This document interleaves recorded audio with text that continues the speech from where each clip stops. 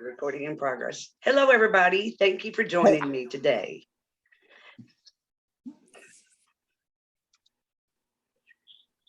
There he is.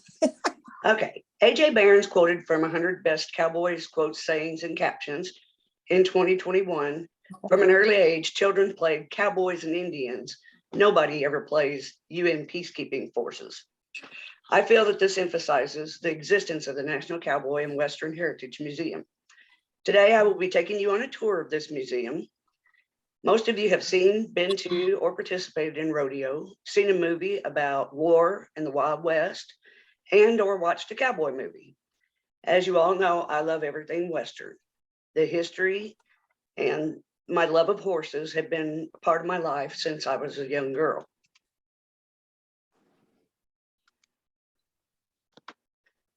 The exhibits we're going to visit today are the American Rodeo Gallery, the Museum of the Frontier West, and the Native American Gallery. In each exhibit, we will see examples of culture and history that are contained in each one. We are now at our first exhibit, which is the American Rodeo Gallery. The museum celebrates the history of the people, the sport, and the events that has made rodeo legends. The events that were inspired from the cowboys' work are saddle bronc and tie down roping.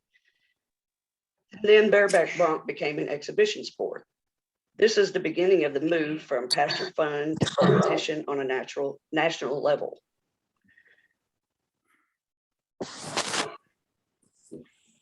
The photo that I jumped over was a picture from the National Cowboys and Western Heritage Museum in 2015. It is from the Rodeo Gallery, and it's an exhibit of a cowboy that is riding a rank bronc in rodeo competition. In the history, the cowboys did this to break them to be used on the ranch.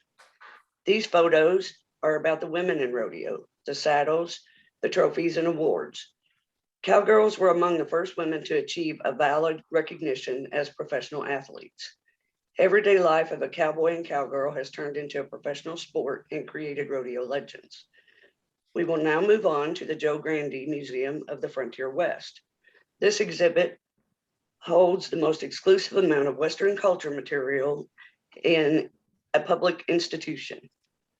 The first pictures on the left show artifacts that are arranged by band and tribe of the Native Americans that lived in the West for centuries before the Europeans arrived.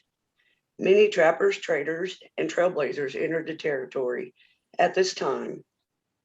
Next, we have the exhibit of the U.S. Army, which is in the middle. Some of the items on display are the different weapons and saddlery of the soldiers. And the Gatling gun is also on display. The military gained firepower advancement with the addition of the Gatling gun. This quote from the history website in 2010 regarding the American Civil War about the Gatling gun. In 1862, Richard Jordan Gatling invented a multi-barreled rotating gun operated by a hand crank that could fire up to 200 rounds a minute. The last photos show the hunters of the West. They had an abundance of wildlife, and their weapon of choice was a Sharps Filing Block 50 caliber sporting rifle that was known for its accuracy. From the NRAmuseum.com website, assessed in March 2022, I discovered this about the inventor of the gun. Christian Sharps was the originator of a line of sturdy, practical, and popular military and sporting rifles and handguns that were associated with several events that shaped American history in the 19th century, including armed conflict in Kansas during the 1850s, the Civil War, and the era of the Plains buffalo hunter, and the rise of modern long-range competition shooting during the 1970s. We have learned the beginnings of the settlers entering the territory with the Native Americans, the Army presence, and how hunters used the weapons for life and food. We're now moving on to our last exhibit of a tour, which is the Native American Gallery. The artifacts in this exhibit showcase the cultural and material diversity of the different tribes. It also showcases the capabilities of the artists and artisans with the many exhibits of beadwork that the Native Americans are known for. Early traders learned that they could trade beads with them to acquire items they needed. Jean-Jacques Rousseau, cited from the Jesuit and Savage in New France in 1950, Natural freedom is the only object of the policy of Native Americans. With this freedom do nature and climate rule alone amongst them, maintain their freedom and find abundant nourishment, and are people who live without laws, without police, and without religion. The statue on the left is named The End of the Trail. It was created by James Earl Fraser. An article written by Shannon Vittoria from the Met Museum in February 2014, Mr. Fraser states in one of his memoirs, as a boy, I remember an old Dakota trapper saying, the Indians will someday be pushed into the Pacific Ocean. The artist later said, the idea occurred to me of making an Indian, which represented his race, reaching the end of the trail at the Pacific Ocean. The artist later said, the second statue in the picture is one of Frederick Remington's rare bronze sculptures, the Buffalo Hunter, which captures a Native American warrior sitting atop his horse.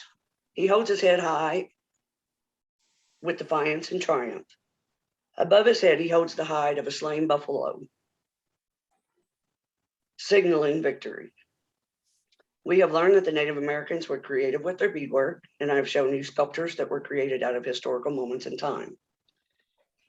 We have now concluded our visit of 3 of the exhibits at the National American Rodeo and Western Heritage Museum. The American Rodeo Gallery, the Museum of the Frontier West, and the Native American Gallery. We have learned that everyday life of a cowboy and cowgirl has turned into a professional sport, creating rodeo legends, the beginnings of the settlers, entering the territory with the Native Americans, and the Army's presence, and how the hunters had an abundance of wildlife and their weapon of choice. We also learned that the Native Americans were creative with beadwork and about the historical sculptures that have been created.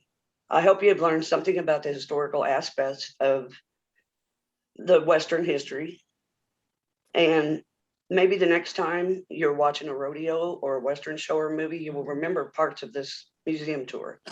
I hope you have enjoyed your tour and feel inspired to learn more about Western history.